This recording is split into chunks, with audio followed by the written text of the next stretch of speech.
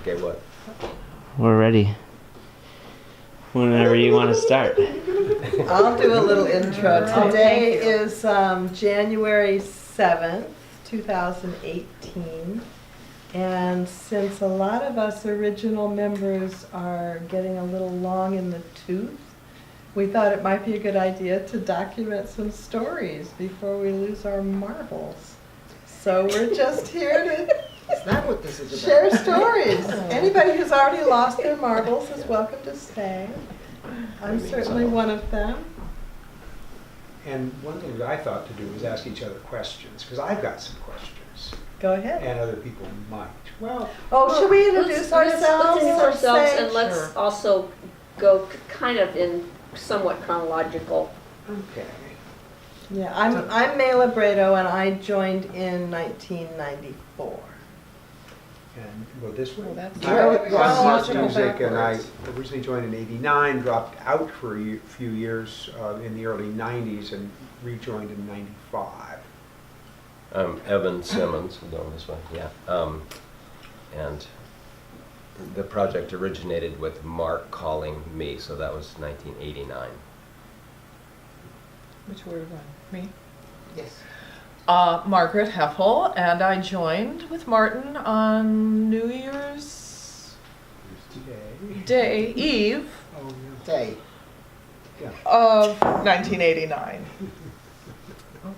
I'm Betty Martin, and I was at the second meeting and didn't miss a meeting for God knows how many years. And what year was that? That was 89. Early 89?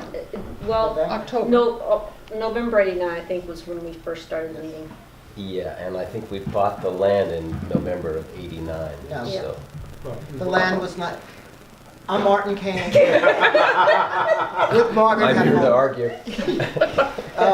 We joined, we came the first time to the first meeting the day of Christmas Eve. Yeah. And we came back again the day of New Year's Eve and asked if we could join the group.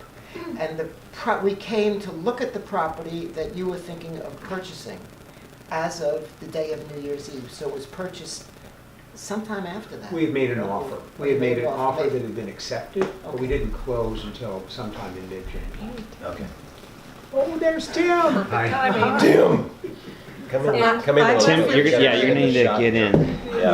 Actually, Sorry, is Sarah coming? No. Oh, Should he be No, here? you, wanna no. get that? He's actually gonna need to be in between you two. Yeah. That'll put you in the shot. Okay, over to Leslie. Leslie. I'm Leslie Farrell. When I joined, I was Leslie Hankin. I was married and I had a baby in arms. And I always thought it was 1989, but I must be wrong. It must be 1990. Because you guys you had gone through your big push. You had gone through that big shrinking back down to 5 members. Yeah. And that's when That was we 1990. joined. Fall probably 1990. Spring. Okay. And No, Tim? please go for it. We were What's a your couple of name? years later. I'm Tim Morrison. So I think Sarah read a news magazine about co-housing in the early 90s sometime. And eventually, through hunting around, got a list of local co-housings from the University of Washington School of Architecture. And we started a grand tour. We visited Sharingwood and Monroe, and we were briefly contemplated going up to one of the last 2 spots at Delridge and and then Bainbridge, and then we found out about Vashon. We visited, and probably about 2 years after that we joined. Probably the 94, 95. But you started coming to meetings. Yeah, 93, 94. So how did this thing start? You guys met? Yeah, well, And- in terms of start. Yeah, start. I came out I knew I was moving to the island, and and by that point, where it really started was with this book, Co-Housing. Yeah. By McCammett and Durrett, which was published in the spring, or sometime in 1988. McCammett and Durrett came to Seattle, spoke at Elliott Bay the following winter, spring, so '89. And this answered my question: how do you purchase rural property on Vashon Island? This is where I knew I wanted to be. And how do you build community? And they nailed it. I mean, the Danes provided the model for how to do it. I came out here knowing I was going to move out here on November 1st of that year. In early October, I came out for a sustainable forestry workshop that it was at the Sportsman Club, and that's where I met Emma Amiad. And Emma, I told her my idea of an agrarian co-housing community, and she said, "Oh, you've got to talk to Evan Simmons." So I called you, and we got together at the Sound Foods Cafe on November 9th. And that night, the Berlin Wall fell. And it was part of this whole really transformational time. Yeah? And Berlin Wall. The fuck did that have to do? things were changing. Things were changing. And also there was a real yeasty time in a lot of ways, because there were a lot of people. It was a time of real explosive real estate prices. I mean, Yes. costs were just, another early, not cycle. Yes, it was real high inflation. There was a lot of people out here. Betty, you were among them. There were people coming out to look at land on the island, and there were various groups, overlapping with each other, and we met on November 9th, and my memory is you went home and you talked to Donnie, who was your wife at the time, and you can say, kind of take it from there. Oh, so you said also you knew the property. Yeah, You knew, that's- and I'm interested in what you knew about this piece of property. So I think at that point I was interested in, I'd gotten kind of interested in senior housing, kind of theoretically more than actually. Now we have to Thinking ahead. But with this idea of building pod houses, which is happening now, I think, where they get like a dozen or 20 and build a unit, and there's a common kitchen, and everyone. So I was toying with that notion, and this property was on the market. It was really cheap for what it was. It was 75 grand, as I recall. That's right. Is that right? Yeah. Yeah. 12 acres. 12 acres, all swamp. 4 but usable. Yeah. We didn't know that at the time. No. Which No. we did not have. So yeah, that's what I recall. You saying, have you heard of co-housing? And I said no, and you said, well, it's this, and I said, whoa, I know a piece of property that might work on. And so we came And out. how did you know Mike? How Mike did you Price was my connect? husband at the time, and how did That I don't know. I'm going to get, because actually, Betty, you're misremember. You were actually part of the first group. You were part of the first group that walked the land. yeah. Actually, Evan and I came out on November 11th, on Veterans Day. You and me, I came out. Do you have notes for this? How do you I remember know. this And Yes, all you is got a good well. memory. He's a historian. Writing And it was book. the following Sunday. So we came out and We walked had a the group. land. We had a group of 12 people, and you were one of that Yeah. group. Well, of wasn't 12. Tom Harrigan? Tom. Yeah, Also Tom on here, and Crystal. Crystal and Todd. Todd, yeah. Todd Froyland? How really? about And yeah. actually, here's the first group. I have notes. Happen yes. to have Okay. it right Oh my here. God. Okay. Yeah, the first group was Jeff Fairhall, Tom Harrigan, Crystal Collins, Jim and Evelyn Jenkins, Katie Kronemeyer, who was my partner at the time, Anya Woostwin, Eddie Martin, Gwen Palmer, and you and Donnie. So how did you find out of I don't remember. Mike found out about it through connections with somebody. Who were, Saul, That Fortunoff actually, I was probably saw. one of that. Because there was also at the same time a possibility of buying the Right. big chunk of land Yes. at the end of 107th. Right. Which is now That's right. the And, which cider was now the farm. side thing. And so we were thinking, well, do we want that one? Do we want this one? And this one went out. Oh, that's a beautiful piece. And from there, it was just, and in fact, I remember, Evan, one of the things that, the question was, okay, it's a bright idea. Are you gonna go forward with this? And there needed to be a critical mass. And some money? Well, that's where money came in, is critical mass. And so you and I set a goal of 6 households. If we had 6 people saying that, okay, we're gonna pay in, we're gonna make this happen. And at the end, we walked the land, and we went back to the senior center, and we sat down and we had a meeting. And at the end of that meeting, 6 couples said, yes, we're in. So we had the critical mass from. Yeah, that happened really fast. And on our December, I have the notes, but it was it was our December 3rd meeting. We actually decided to form the Vashon Co-housing group, and we started putting down money, and we made an offer on the land. Do you remember the offer- dollar amounts?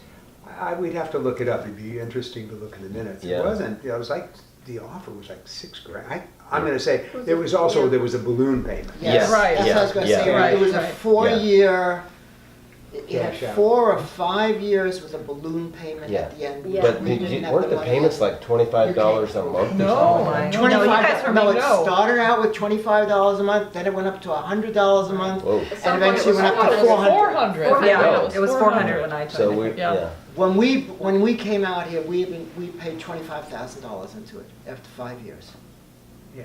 I paid 42. Now, you're talking about for your site? for the site, yeah. Yeah. Okay. Our dues. That's a different, yeah, Full that's, buy-in, that's a Yeah. different The buy-in. calculation. The other So we met at the senior center for every Sunday, every Sunday for years. All Kids would day. be running around Christmas Eve, New Year's, Yeah, didn't yeah. matter. and Easter. trying to figure out how, and I remember thinking, oh, give me a hammer, we'll be in next week. I couldn't imagine how it was gonna take so long. you've always had that attitude. Yes, that's That never changed. And the other thing that That's true. I wonder in terms of that is what was, and again, I haven't had time to go back and look at the notes from then, but you would have done a pencil note of estimate of what are the development costs? What's it gonna cost us to build a house? I have it right here. Oh! Thanks to Jim Evans. Yeah. 50 to 100,000. To develop the property? No. Build a No, house. per household. What's so funny? It wasn't funny. It wasn't so funny. Turned out to be Actually, true. I think if you do an inflation adjustment, that's what our house cost to build on the high end. No. About 10 years later. That's a built house. though. I know. That's what he's talking We about. built a Mine was house. 75. Ours was 100, including the buy-in, I think ours was probably at 140, 150. Ours was the Yeah, same. Ours was Yeah. about 150. So look at the market and that high-end 100. Okay. So how did we go about developing the property, Martin? Well, we moved out here in '94, and Well, I was already living here then. I remember a very tired group. But before, But Betty's Well, house I'm was already talking there. about- Okay, But we- so now it's time to get permits and develop the The thing. infrastructure? Yes, and Evan and you have some really great stories about that. Although we're skipping over but the wait a first minute, two yeah, we're houses though, skipping like your over house. the 4 tax lots existed Correct. and Oh, okay, Betty's so there house, were- Betty's house. There were 4 tax lots, and the, And we part were of that was we had wetland. decided that we were gonna go ahead and build before they finished the rezone. Correct. Build before they eliminated those 4 tax lots and made it all into one. So your house was Okay, so- moved here. Well, there was a somebody- immediate need. Right. Somebody Couple of them. called Couple, me yeah. from the fire station and said, we have a house, we want it moved, would you like it for $1? $1. Right up your $1. alley. Yeah. I said, I'll be right there to look at it. So Evan and She said Tom 95 came cents. to Final look offer. at Too high, look at too it high. to make sure that it was movable, and it was, except for the sort of lean-to on the back. So I bought it for $1 and rolled it down the street Hang for on. $16,000. There's one more thing. I called the house moving company and said, what does it cost? Do you have a per mile cost to move a house? And he said, oh, it's about $1 a mile. No, it's true. It's true. And my heart went, oh my God, awesome. Oh, but it's $10,000 to pick it up and $4,000 to set it down.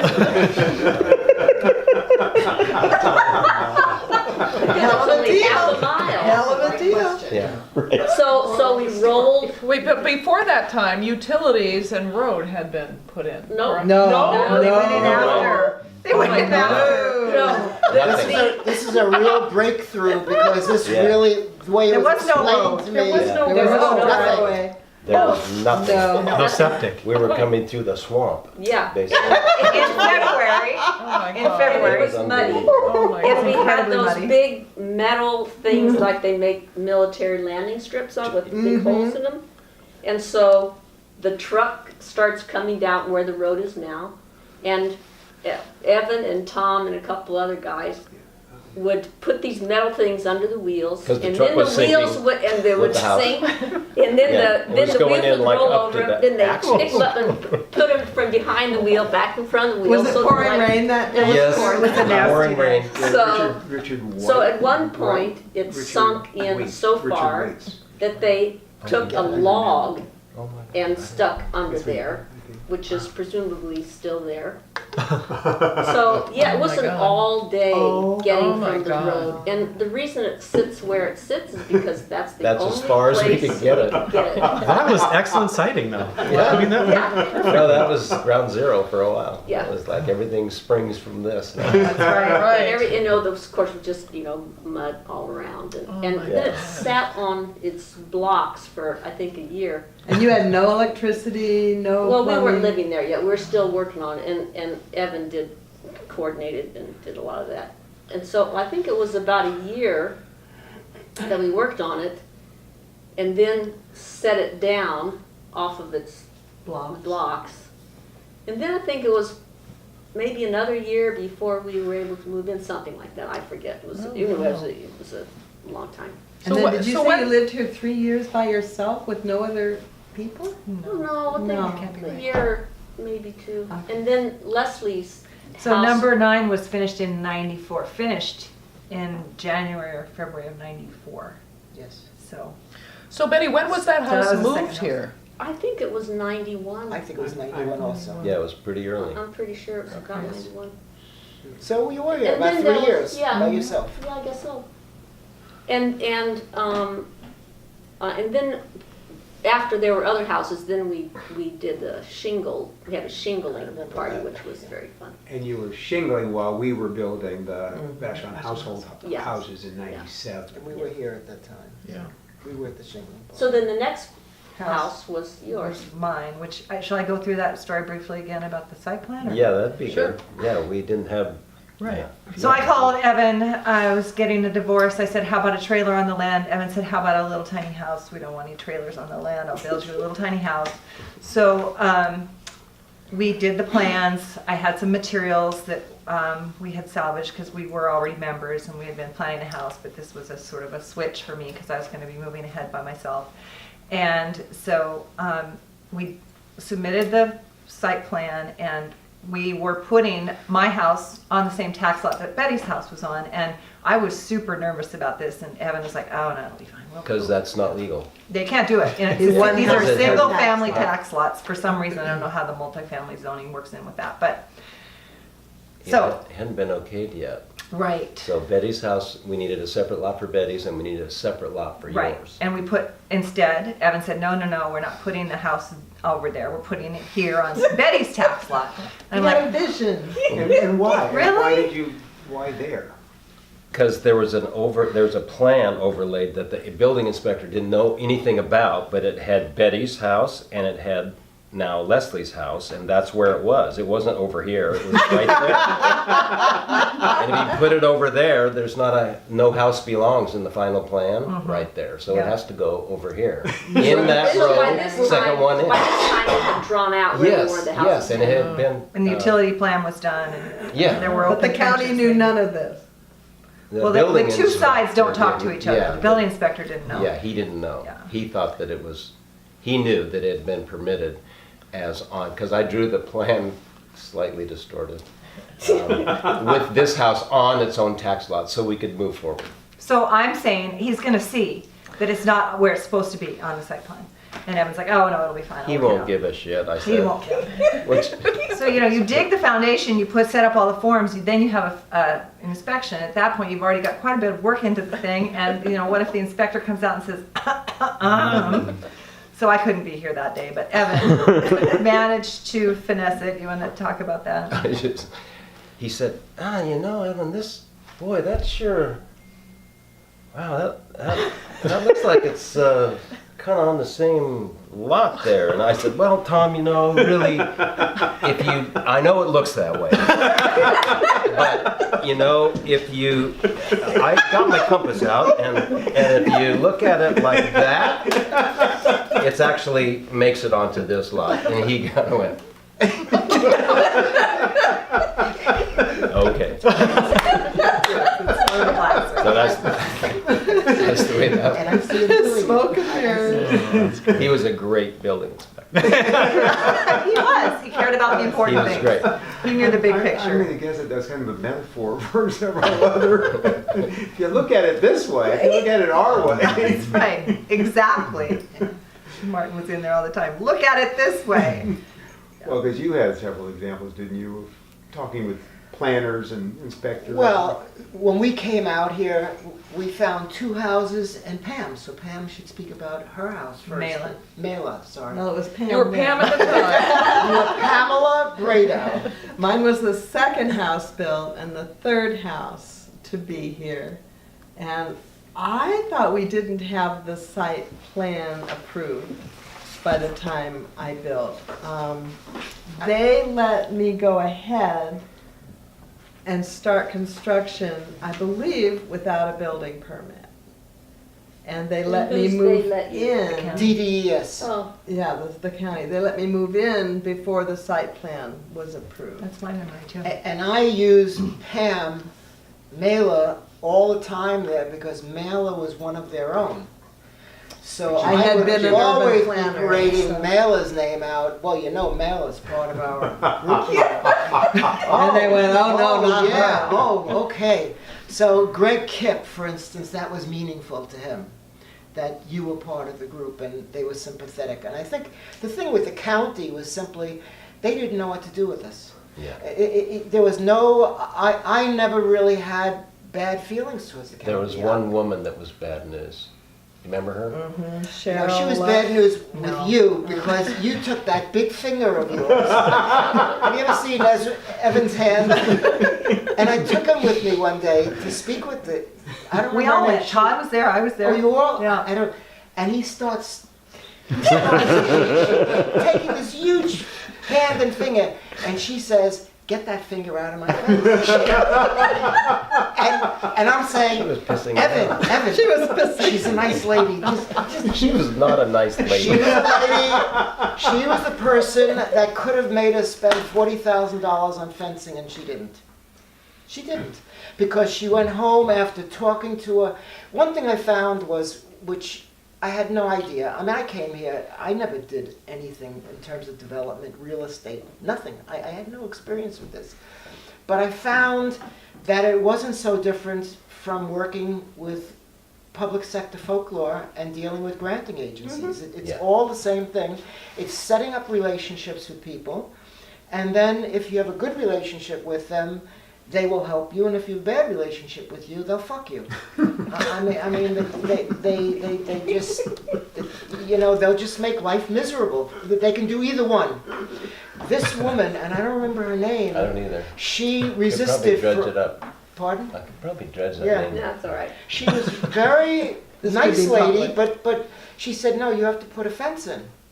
And I said, but there are 60 acres of land there, This is on the south wall. south border. The whole, she wanted the whole south Fenced. fenced. Was that And I finished? said, but that's a fortune. We don't have money like that. She was brought up on the San Juans, and one weekend went to the San Juans to visit her family, and came back and called me and said, I want to talk to you. I came into the meeting, and she said, I'll sign off on it without fence, because she was reminded of the San Juans, that they had no fences there when she was growing up. And that's how she just, The personal. because she was, you know, we had a good relationship, but she really thought it wasn't, she was a professional, and she realized she saw something and understood something. So she was a nice person. There were people there that weren't. The guy who did the roadway to keep it asphalt instead of, to keep it gravel instead of asphalt. He was terrific. Didn't like that though.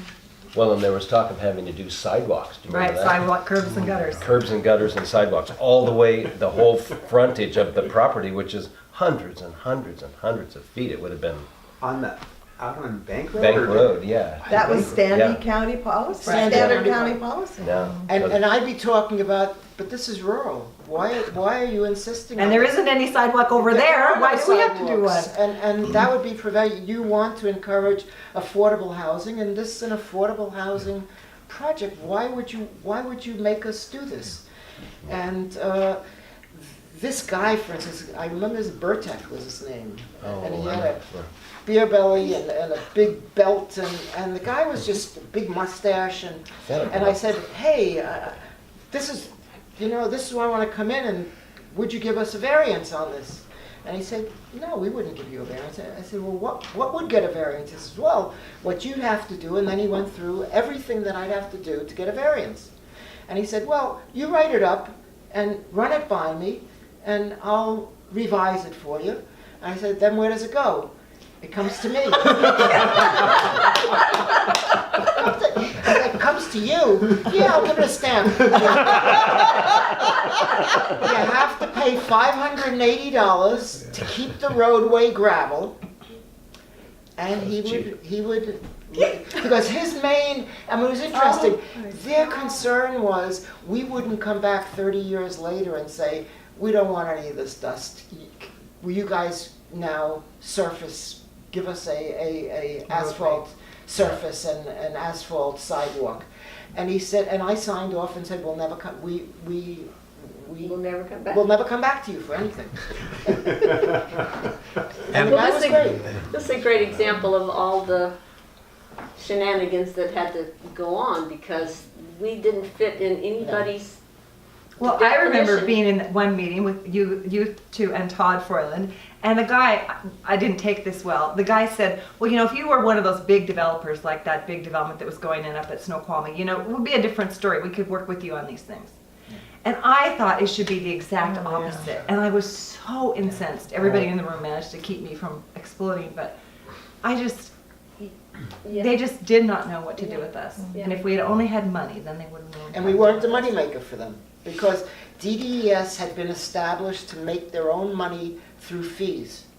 Right. So the county had released them from they were an independent agency, I don't know, a quasi-governmental agency, but they had to earn their own money Fee-based. from the fee, it's a fee-based institution. So we were taking up their time.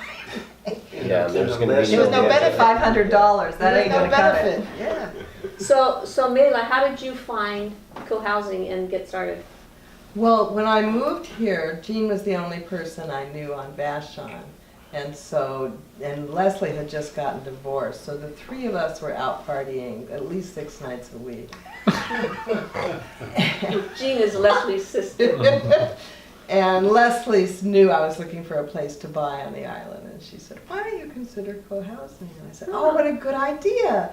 I love group process, and I know everything about urban planning, and I know how to facilitate. I'll do that. So I walked in saying, okay, I know how to do all this stuff now, so thanks for what you've done in the past. I'll be taking over now. And then there was a lot of personal growth involved. I didn't say that. Well put. remember having conversations with you to convince you to join the group. Mm-hmm. Do 'Cause, you? yes, I remember going to you. You were down on Cemetery Road. Yeah. Right. To the house with this woman and a daughter. Yeah. And it wasn't a done deal for you because you were nervous.